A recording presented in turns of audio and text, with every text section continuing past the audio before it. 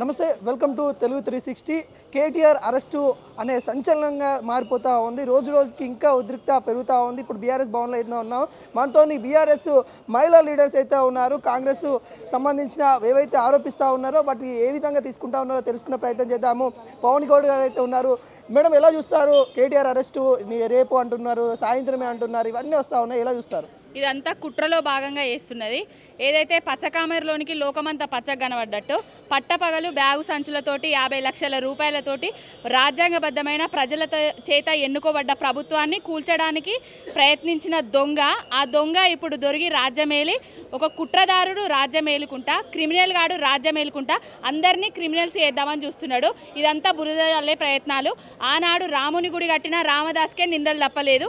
ఈనాడు ఈ రాముడు తెలంగాణను, హైదరాబాద్ రాష్ట్రాన్ని అంతర్జాతీయంగా పేరు ప్రతిష్టలు ఖ్యాతించడానికి ఈ రేస్ మీద బురద జల్లే ప్రయత్నాలు చేస్తున్నారు తప్ప ఇవన్నీ కుట్రలు తప్ప ఏం లేవు. అవి అవాస్తవాలు. నిందలేస్తున్నారు మా రామన్న మీద. ఒక ఉద్యమ నాయకుడి కొడుకు, ఒక ఉద్యమ సింహం కొడుకు, చావు నోట్లో తలబెట్టి తెలంగాణ రాష్ట్రాన్ని సాధించిన ఆయన కొడుకు తప్పు చేస్తాడనైతే మేము అనుకోము. తెలంగాణ ప్రజలందరికీ తెలుసు. కర్రు కాల్చి వాత పెడతారు. ఇప్పుడు రాబోయే ఎలక్షన్లల్లో రేవంత్ రెడ్డి అనేటోనికి ఆల్రెడీ ప్రజలందరికీ సున్నాలు పెడుతున్నాడు. ఏంటంటే రైతు భరోసా ఏదైతే నేను ఇస్తా 3 సార్లు 2 సార్లనే ఇస్తున్నాడు కేసీఆర్, నేను 3 సార్లు ఇస్తా 10,000 ఇస్తున్నాడు బిచ్చము, 15,000 ఇస్తా అని చెప్పిండు. ఆ 15,000 అనేది 12,000 అయిన తర్వాత అదంతా మాసిపోవడానికే ఇవన్నీ చేస్తున్నాడు. రైతు భరోసా విషయాన్ని డైవర్ట్ చేయడానికే ఈ అక్రమ అరెస్టులు చేస్తున్నాడు. అదే తప్ప ఏం లేదు. మీరు ఇవన్నీ చెప్తా ఉన్నారు, బాగానే ఉన్నారు. కానీ కల్వకుంట్ల ఫ్యామిలీ అనే ఫ్యామిలీ ఒక పందికొక్కుల్లాగా తెలంగాణ సొమ్మును 10 సంవత్సరాలు దోచుకు తిన్నారు. అందుకే ఈ జైలపాలు వెళ్తారు. 2025లో స్టార్టింగ్లో ఫస్ట్ వికెట్ కేటీఆర్ పడుతున్న తర్వాత కుటుంబంలో మాజీ మంత్రులు కూడా ఉండబోతూ ఉన్నారు అన్నట్టు కూడా కొన్ని వార్తలు వస్తా ఉన్నా, చెప్తా ఉన్నారు కూడా. ఇలా చూస్తారు అవన్నీ. ఆ పందికొక్కు అన్నోడ సన్నాసి సవట దద్దమ్మ, ఆ పందికొక్కే ఇప్పుడు 13 నెలలల్లా తెలంగాణ రాష్ట్రాన్ని అస్తావ్యస్తం చేస్తున్నాడు. ఆ పందికొక్కే అల్లుళ్లకు, తమ్ముళ్లకు, కొడుకుకు అందరికీ రాజ్యాన్ని అప్పచెప్పిండు తెలంగాణ రాష్ట్రాన్ని.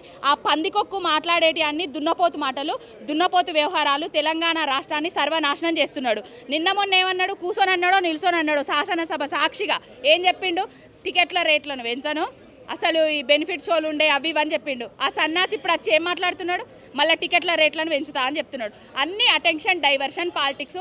ఒక్క మాట కూడా నిలకడ లేదు, ఒక్క మాట కూడా నిలబడడు. ఒక దున్నపోతు చేస్తున్నాడు ఇవన్నీ, అంతే. ఏం ప్రజల సొమ్ము ఏదైతే ఉందో 55 కోట్ల రూపాయలు ఎలా పక్కదారిని పట్టిస్తారు? ఒక ఉన్నత స్థాయిలో మంత్రి హోదాలో ఉండి డబ్బులు కాపాడుకునే స్థాయిలో ఉండి ఆయన దుర్వినియోగం చేయడాన్ని ఎలా చూస్తారు అన్నట్టు కూడా. పక్కదారి పట్టించలేదు, దారి మళ్లించలేదు, బ్యాంకు త్రూ జరిగింది. ఆయన అయితే ఏదైతే ఎంట్రీ ఫీజు కట్టిండనే చెప్తున్నాడు.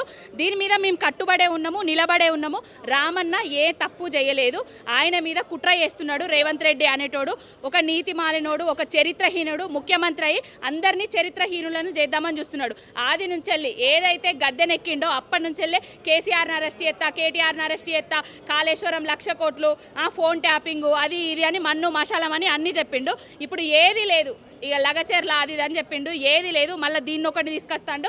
50 కోట్లు అంటాడు, 600 కోట్లు అంటాడు, 40 కోట్లు అంటాడు. వాళ్ళకే పొంతన లేదు ఏం జరిగింది అనేది. ఒకసారి అందరు కూర్చొని, మంత్రులందరూ కూర్చొని చర్చించుకొని ఒకసారి చర్చకు సిద్ధంగా ఉండమని చెప్తున్నాం. ఇప్పుడు కేటీఆర్ అరెస్ట్ అయితే పరిణామాలు ఎలా ఉండబోతా ఉన్నాయి? బీఆర్ఎస్ పార్టీకి ప్లస్ అవుతుందా, మైనస్ అవుతుందా, ఎలా ఉండబోతుంది? బీఆర్ఎస్ నాయకత్వం ఏం చెప్తా ఉంది? ఇక అరెస్టుల వల్ల ప్లస్సా మైనసా అనేది తర్వాత మాట్లాడుకుందాం.